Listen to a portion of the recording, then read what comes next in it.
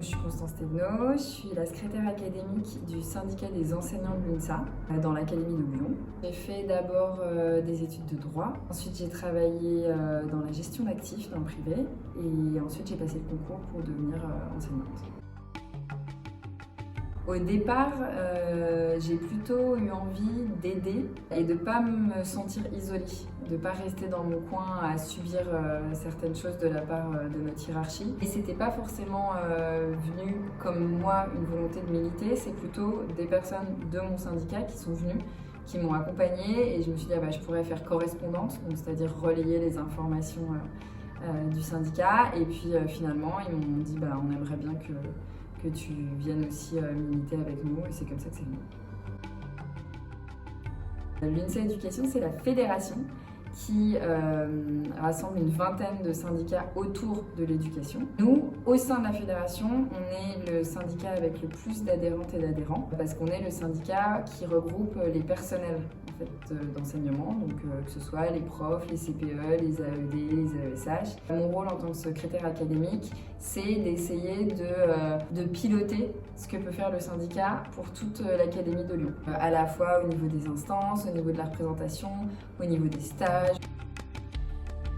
Ce que j'aime à l'UNSA, c'est notamment le A, qui est le A de autonomie. Et c'est pas seulement une autonomie financière qui existe, c'est aussi l'autonomie dans le sens, à l'UNSA, j'ai pas un sentiment que les choses soient descendantes, que ce soit décidé au niveau national et qu'ensuite nous on doive appliquer. J'ai plutôt le sentiment qu'on nous laisse une marge de manœuvre pour décider au plus près du terrain ce qu'on va faire ou pas en fonction de ce que nos collègues veulent, en fonction de ceux qu'on représente.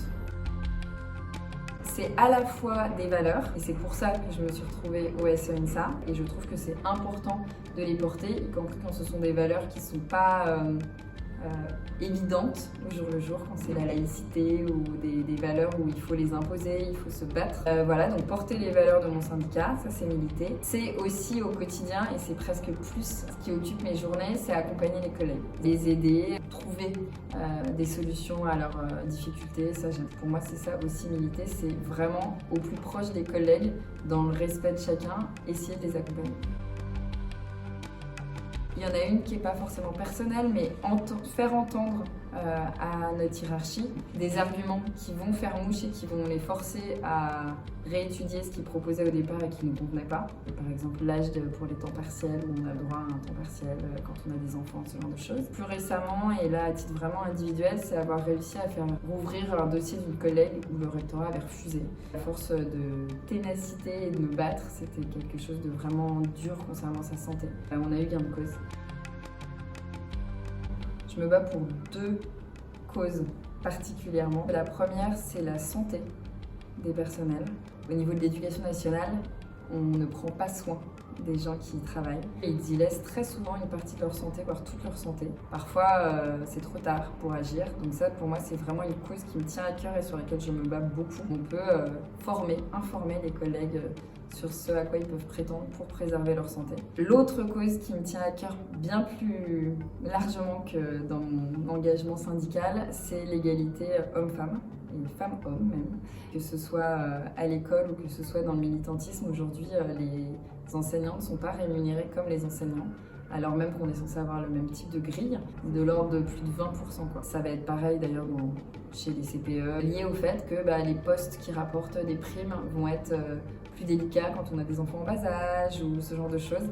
Et donc il y a une grosse inégalité de traitement entre les femmes et les hommes, notamment salariale, et ça c'est une cause qui me tient à cœur. Au départ, je pense qu'on adhérait à un syndicat pour des valeurs. C'est toujours le cas, mais ce qu'on a remarqué, c'est qu'aujourd'hui, il va y avoir en plus une attente au niveau presque RH. On va les aider, les accompagner dans, par exemple, le parcours de mobilité. Quand il y a des questions de mutation chez nous, par exemple dans le second degré, on ne choisit pas en France où est-ce qu'on va être enseignant. C'est vraiment notre travail au quotidien de les accompagner sur le type de poste qui va leur convenir, sur leur capacité à travailler à l'étranger, tout ce qui va être dans leur carrière, de l'ordre vraiment des ressources humaines. Finalement, c'est le syndicat qui leur apporte beaucoup plus qu'en direct leur hiérarchie. Et je ne sais pas si c'est ce qu'ils attendent, mais en tout cas ce qu'ils renvoient beaucoup, c'est qu'ils sont aussi contents d'avoir une oreille, quelque chose qui va aller plus sur un côté soutien de les écouter, de les laisser sans jugement exprimer les joies comme les difficultés et de pouvoir être là de façon bienveillante, ce que l'éducation nationale prône pour les élèves mais ne prône pas pour ses employés. J'ai plusieurs bons souvenirs de manifestations avec l'UNSA puisque l'année dernière on s'est mobilisé plus d'une dizaine de fois contre la réforme des retraites. Mon meilleur souvenir avec l'UNSA, c'était au moment du congrès de l'UNSA, parce qu'on a été manifester tous ensemble, donc une énorme vague bleue dans Dijon. C'était fantastique parce que c'était une super ambiance. On discutait, mais en y croyant, pas de façon défaitiste, voilà, et en se disant qu'on allait pouvoir avancer, obtenir des choses. C'était à la fois grave sur le sujet et festif sur la façon dont on a manifesté. C'était au moment du congrès régional, le souvenir d'un intense débat démocratique. On était, je pense, plus d'une centaine. On a discuté des différents amendements qui venaient des fédérations, des académies. Ça remontait du niveau local jusqu'au congrès qui était le congrès régional. À ce moment-là, on sait qu'on a raison d'être militant et d'être au sein de l'UNSA engagé. Pourquoi? Quelles sont nos valeurs, ce qu'on défend, comment on essaye de convaincre les autres sur certains sujets. On fait entendre notre parole, on écoute aussi les autres et donc ça nous fait grandir sur bien des sujets qu'on ne connaissait pas forcément avant. C'était un moment important de vie démocratique avec une parole assez libre, ce qui est important dans ces moments-là. Engagez-vous.